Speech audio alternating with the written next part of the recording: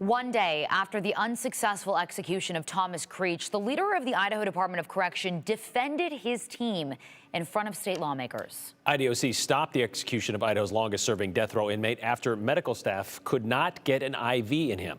Abby Davis watched that hearing today, and Abby, representatives asked several questions about what's happened, or what did happen, and what is happening next. Right. IDOC Director Josh Tewalt addressed concerns about the medical staff's qualifications.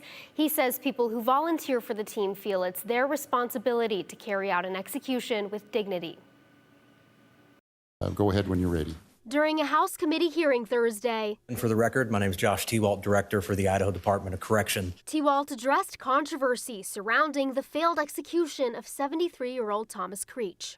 A physical examination demonstrated they believed they had confidence in being able to get access. What that examination couldn't tell was the quality of that access. He says the medical team tried 8 times at 8 different spots to insert an IV. Not only do they have to establish an IV, they have to establish an IV that they have confidence in that will be able to deliver the quantity of chemicals necessary to carry out death by lethal injection without having infiltration, without having other adverse effects that will and has led to botched executions. Is there any chance that your team maybe doesn't, for political reasons, doesn't believe in execution and therefore couldn't find a vein? I would point out that we have some membership that was also a part of the Rhodes and Levitt executions, as was I.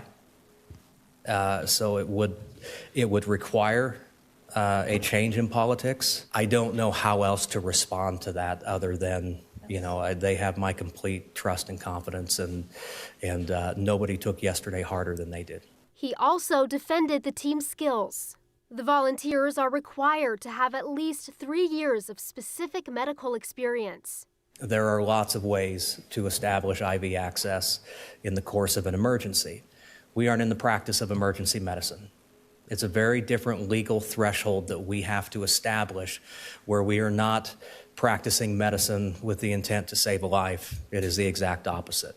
So we have very strict safeguards that we adhere to related to the 8th Amendment, and we take those seriously. Do you suspect, does the medical team suspect, that he did anything such as countermeasures to make this more difficult? From the moment the death warrant is entered, Mr. Creech is under 24-hour, 7-day-a-week direct observation by our staff. Any types of countermeasures to purposefully dehydrate or any other such it's inconsistent with our experiences.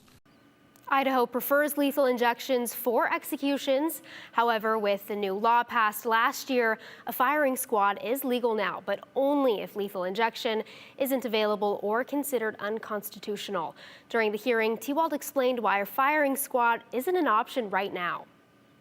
We have received word from the associations that represent the architecture and engineering expertise that would be needed to engineer the initial footprint, that they have no interest or willingness to participate in a project that is for the purpose of executions.